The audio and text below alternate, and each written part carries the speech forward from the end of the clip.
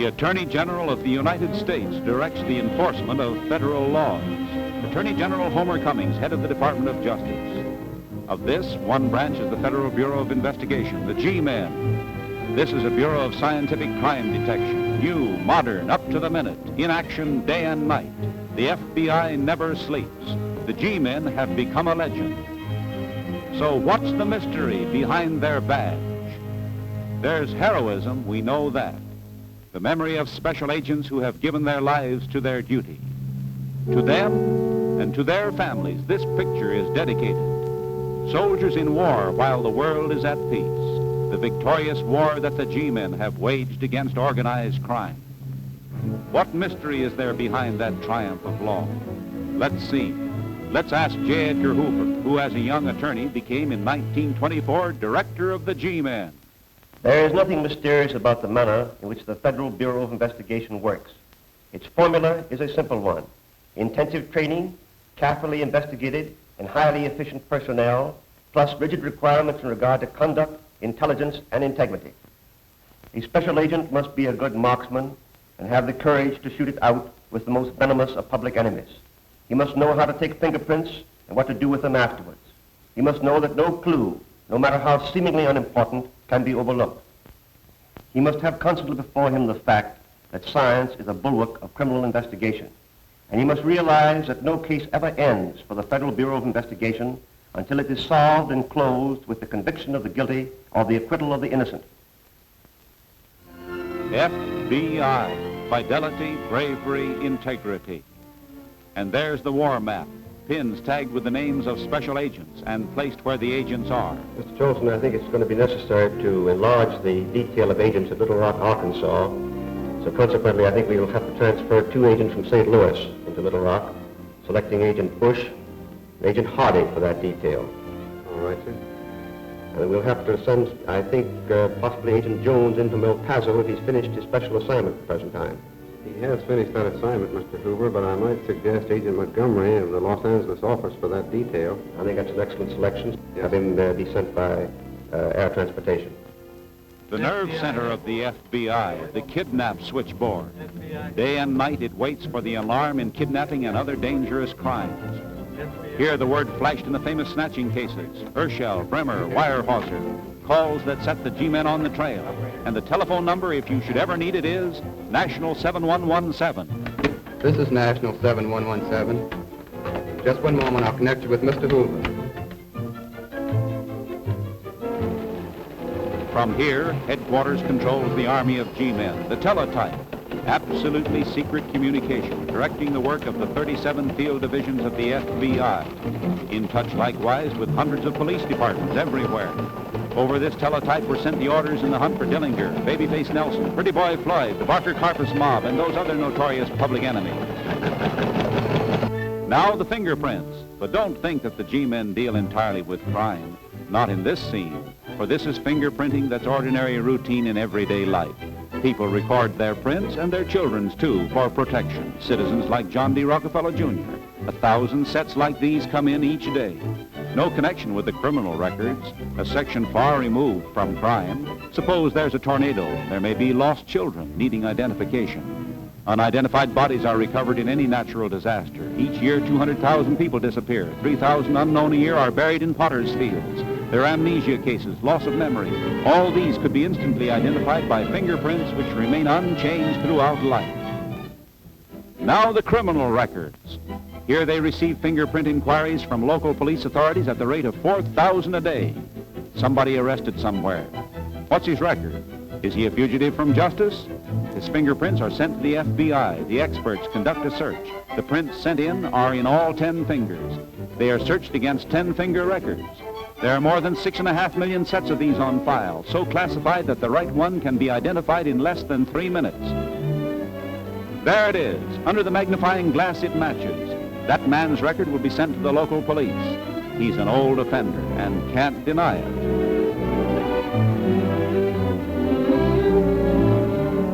A machine can make the search. The fingerprints that we are trying to match have certain characteristics. The mechanism is adjusted accordingly.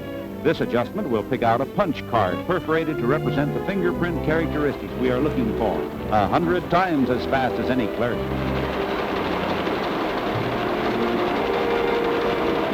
There's the card. The punch mark corresponds to a fingerprint card in the file, so we select that one. We match it, and we can't miss. Our fingers have designs of loops, whorls, and lines like a tent. No two individuals have ever been found with fingerprints exactly alike. The chance of a mistake is 1 in an undecillion. The figure 1 followed by 36 ciphers. This man is wanted for murder. The FBI Fingerprint Service identifies an average of 500 fugitives from justice a month. The service is free to the police everywhere.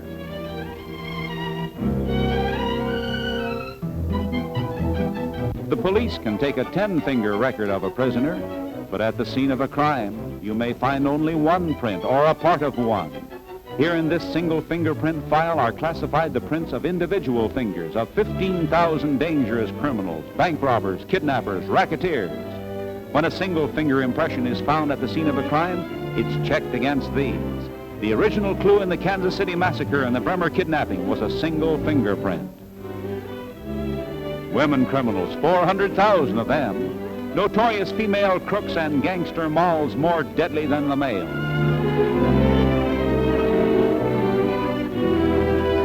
The last word in completeness, the moniker file, criminal nicknames. This solves crimes.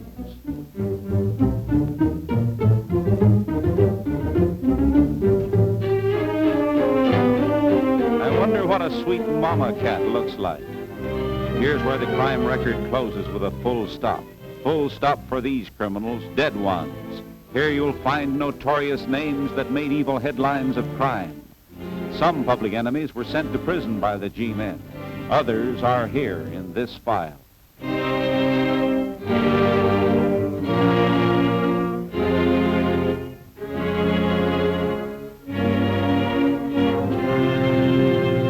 Dillinger brought to Chicago, recaptured after he had escaped from Lima, Ohio. Taken to Crown Point, Indiana, the Lake County Jail to be tried for the murder of a policeman. This desperate public enemy now rises to fame as an underworld hero. Arrogant, that expression in his eyes.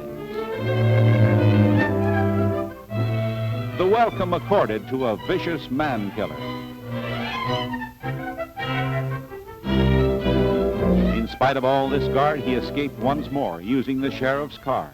By driving this stolen car across the Indiana state line to Chicago, he violated a federal law for the first time, and that put the G-men on his trail. This led to the raid of Little Bohemia. The Dillinger mob hid away in this Wisconsin resort. These dogs gave the alarm when the federal agents closed in at night. A gun battle, and Special Agent W. Carter Baum was shot and killed by the thrice paroled Babyface Nelson. John Hamilton, Dillinger aide, wounded. He later died. And that set the wheels of justice grinding with a vengeance. 500,000 of these wanted notices went far and wide. They got him outside this motion picture theater. Wild excitement. Dillinger killed by federal agents commanded by Inspector Samuel Cowley, assisted by East Chicago, Indiana police. The belongings of public enemy number 1. 3 men couldn't carry Dillinger's collection of deadly weapons seized at various places. He had this automatic in hand when killed. His fingerprints, the infallible sign. He spent $5,000 to have them altered with acid, but it failed. 300 points of similarity remained. His face made over, but the G-men recognized him. The eyes and the shape of his head. Tagged in the morgue. Dillinger's pal, Babyface Nelson, murderer of Agent Baum. He was driving with Gangster Chase. A gun battle with Special Agents Hollis and Cowley. Cowley who trapped Dillinger, and both G-men were killed. Nelson, mortally wounded, 17 wounds. The G-men sprayed him with bullets as they lay dying. Oklahoma City telephoned National 7117, and that began the wide ramifications of the Urshel kidnap case. The wealthy oil man snatched. From Denver, Colorado was brought Albert Bates, who was tried along with his fellow mobster, Harvey Bailey. They are identified by Mrs. Urshel in open court. She is pointing out Bates. The investigation covered 23 states. Before a federal judge, oil man Urshel also identifies Bates. And Bates and Bailey are sentenced for life. Afterward, a plane brings Machine Gun Kelly and his wife, Catherine, from Memphis, Tennessee. Less than 90 days after the kidnapping, 15 were convicted, 6 get life. Before the judge, Machine Gun Kelly and his woman get theirs.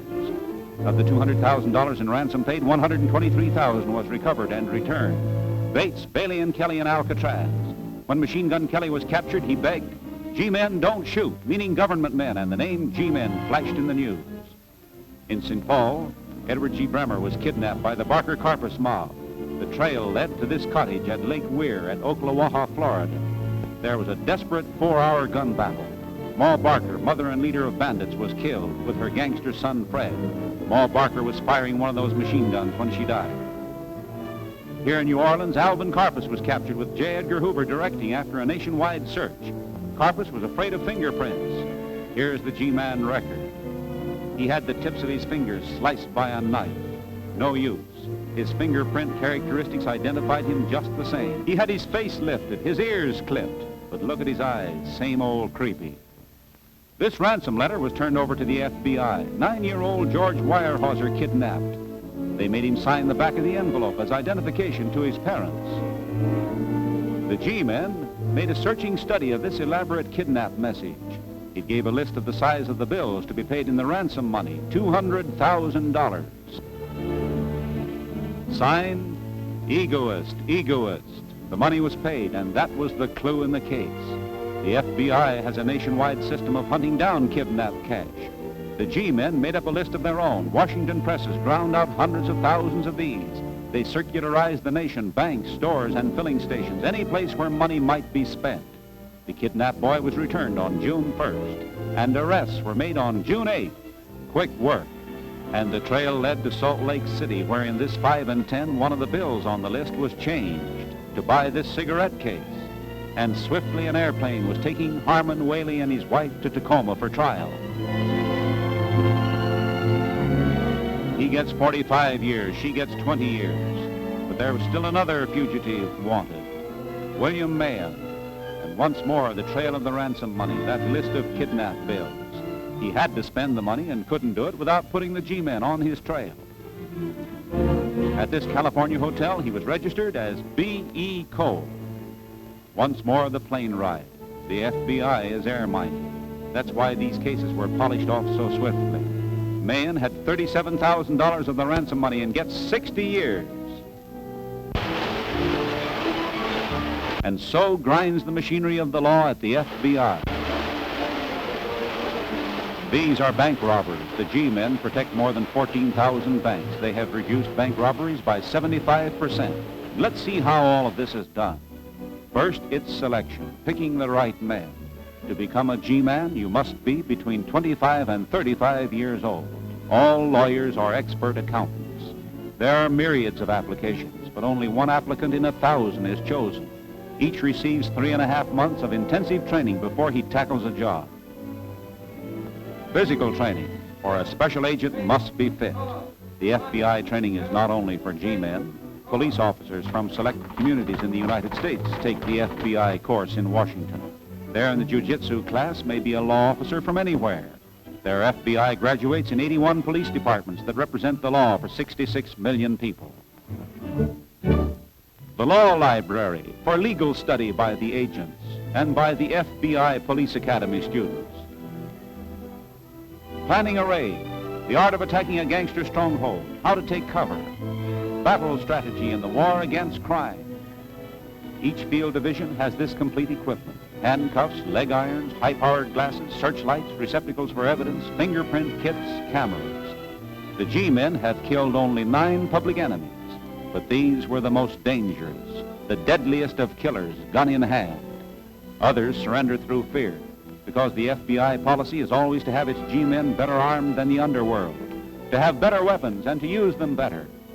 The agents must qualify every 30 days as marksmen to be ready for new Dillingers, new babyface Nelsons. Machine gun sharpshooting from a fast-moving car.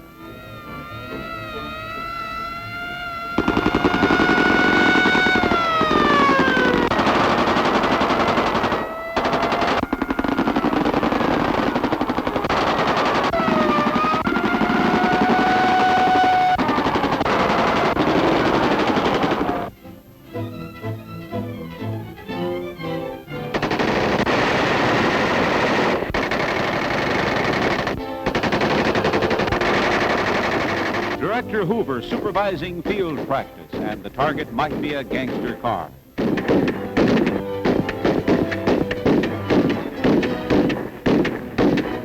This is what happened to Bonnie Parker and Clyde Barrow in a battle with local officers.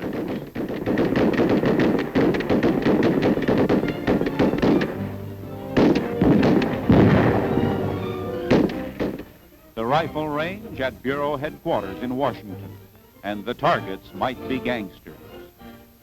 Intermittent firing.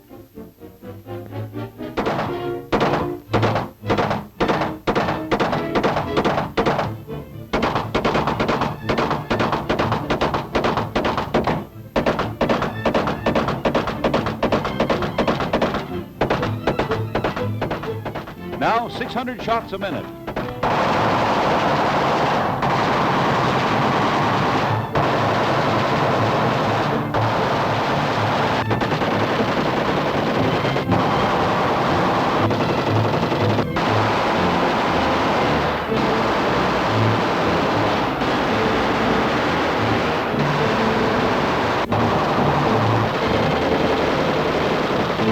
Every shot hits the anatomy of that theoretical public enemy. He will kill and kidnap no more.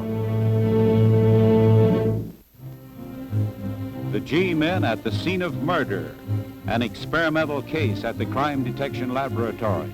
The victim, affectionately known as Oscar. A typical set of clues, everything placed in cellophane to keep it in original condition.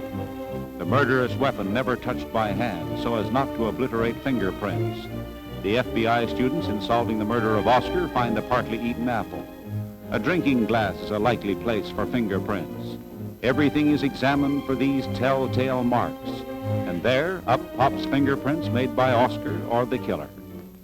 Here's where we'll find out.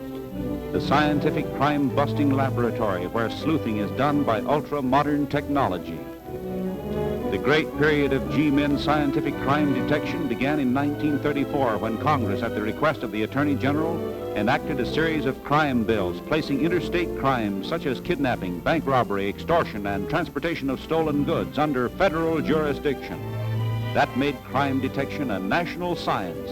Now with convictions in 97% of the cases the FBI has brought to trial, not including the murder of dear old Oscar. On that gun are fingerprints. They will convict the killer.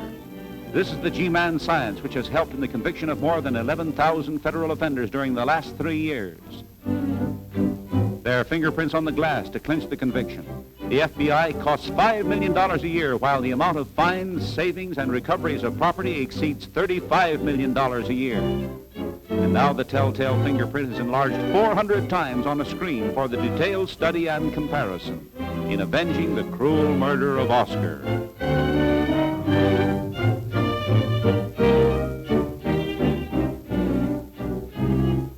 Remember that half-eaten apple? Teeth marks in it. They use moulage to study that. Moulage is a kind of paste that hardens and makes a perfect reproduction of objects. John Hamilton, brains of the Dillinger gang, shot by the G-men, died later and was buried by the mob in corrosive lye. When the G-men found the body, it could only be identified by his teeth and dental work. Teeth mean much to the skilled investigator. The footprint at the scene of the crime, reproduced by a plaster cast.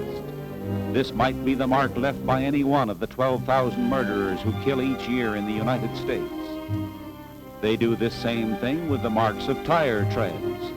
Then the plaster cast is matched with FBI blueprints of every known tire tread design. Moulage reproduction is so perfect you can hardly tell the copy from the original. There's cunning murder in the .45 automatic, which was made into a machine gun for Babyface Nelson. The cast of a hand might keep the record of a scar, so perfect that you can take fingerprints from it.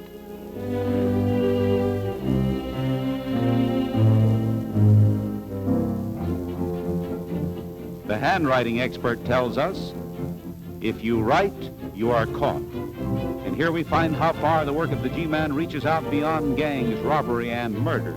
The FBI is responsible for investigations under 75 federal statutes, from antitrust laws to espionage, from bank frauds to treason. crimes on Indian reservations to bankruptcy. You can't disguise your handwriting. You can try, but you won't fool the G-men. The evidence in a real case, a pair of trousers. They were sent to the FBI by the sheriff at Wauchula, Florida. A powerful vacuum extracts the dust from the cloth. Will this match with the soil at the scene of the murder? If it does, it will prove that the man who wore those trousers was at the scene of the murder. The dust is examined by a microscopist. He peers through a petrographical microscope with polarized light, and this scientific laboratory service is available without cost to every police department of this nation.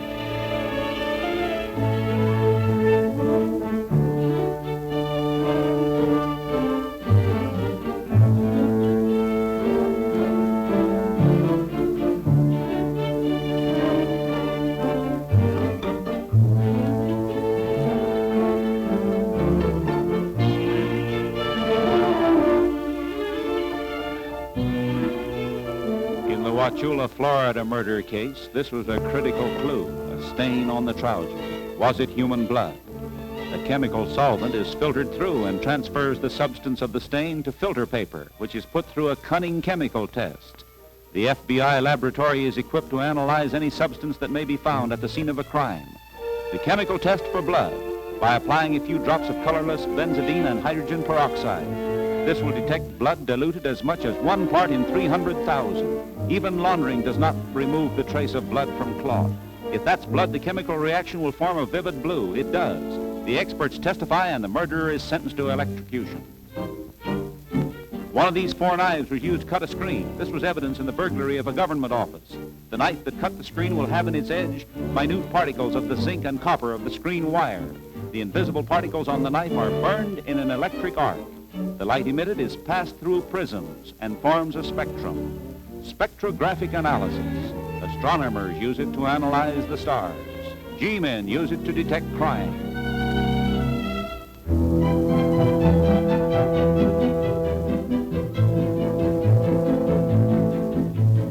The band of light shows the characteristic lines of zinc and copper, proving that the knife cut the screen and that the owner of the knife is guilty. Gangster guns, each with a murderous history. The .45 caliber revolver carried by Alvin Karpus, a gangster's gun seized, and it may have fired a bullet found in the victim's body. Pretty boy Floyd's gun. He didn't notch it, he notched his watch charm 10 times. Here's how the G-men proved that a certain bullet was fired from a certain gun. You can shoot a bullet into cotton and it will retain the gun barrel markings. These are studied by ballistics experts. Scratches and striations, as individual as fingerprints. This is a comparison microscope. The eyepiece brings the 2 bullets into juxtaposition and matches exactly those markings and striations. When the criminal fires a shot, the gun marks the bullet as if he had written his name on it. So here's the handwriting on the bullet, an open page for the G-men to read. The light that shines in the gun, the helixometer, a powerful electric bulb no bigger than a grain of wheat. It reveals the story within the gun barrel when it was fired last. You can tell even who owned it and the pocket in which it was carried by the tiny bits of lint from cloth. Yes, the science that has hunted down all those public enemies and solved every one of those notorious kidnappings.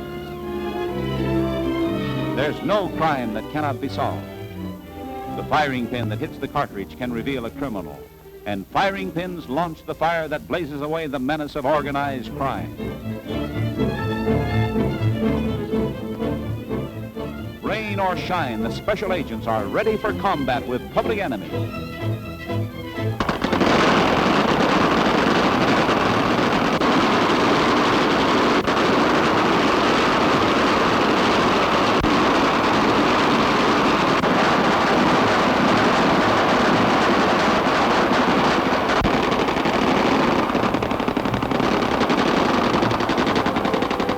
Night, not trigger men, but prepared to shoot and shoot straight.